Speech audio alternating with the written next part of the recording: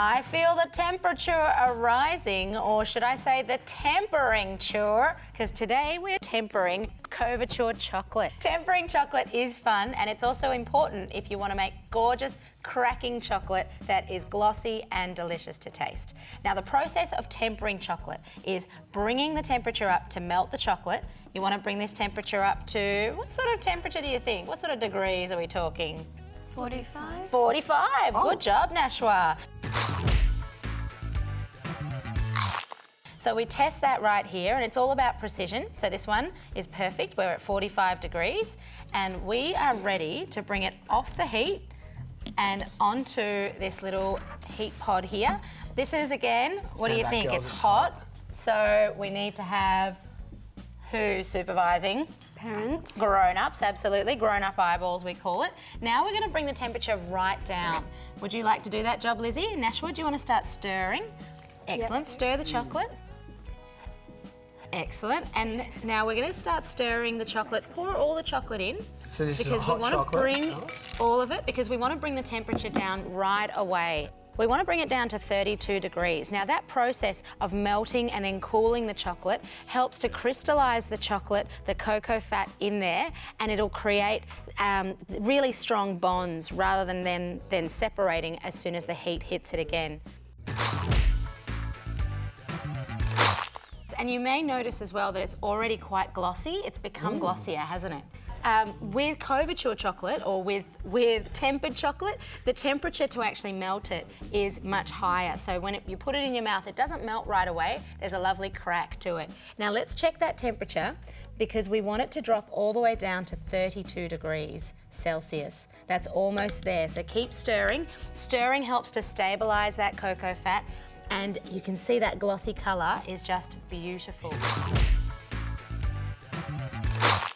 Now, when you're tempering chocolate, you want to use Couverture chocolate, which is high quality chocolate, and it's got a little bit of extra cocoa fat added. You don't want to use a compound chocolate, which might have vegetable fats or vegetable oils inside, which will ruin everything, basically. And Lisa, you don't want to be tempering white chocolate either.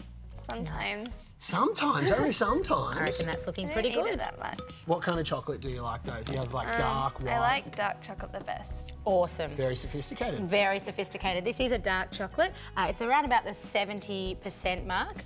Now, Nashwa, what do you think? Does that look nice and glossy? Yep. Absolutely. Now, what we want to do with that is we want to test it. We pop it on a little bit of baking paper, wait for it to cool, and then see if it's got a crack. Now, we've done that already, so Nashwa, do you want to head to the fridge? And we've got some that we prepared earlier. And where's it from, the chocolate? Is it, I believe 60% of it's from Cote d'Ivoire and also Africa? Well, depending on where the chocolate's from, it will vary the flavour, and you want a really high quality chocolate here. So, very good question there, Nick. Believe it or not, chocolate is actually a fruit that grows on a tree that looks something like this. Now, this tree grows cocoa pods. Now, you can see the pods growing on the tree. They start out quite green and they become red, and then they're picked. And at this point, when you open them up, inside are all these cocoa beans. The beans are surrounded by quite a bitter, citrusy pulp, but that pulp isn't used. What is used are these beans, which are taken out and then fermented for about a week. Now, Lizzie, which one do you think is tempered, looking at them there? Maybe that one. Maybe that one? Why? I don't know. Just looks. I don't know. It looks glossier? I guess. Well, that's a good guess. Let's see which one cracks. Why don't you try and crack that one? So lift a little bit off. What do you think? No. Now let's test the other one. That one cracked more easily. That definitely cracked more evenly. Let's try a thicker side. Over on this side, Lizzie. Sure. What do you think? Yeah, I think that one's... That's looking pretty good. And often you can actually hear the crack. You want to make sure that it's nice and cold or cooled before you release break the Kraken. It. Exactly. That was well played. Thank you. Now let's try that again. See how that one doesn't have any crack in it at all? It's still sort of melting apart.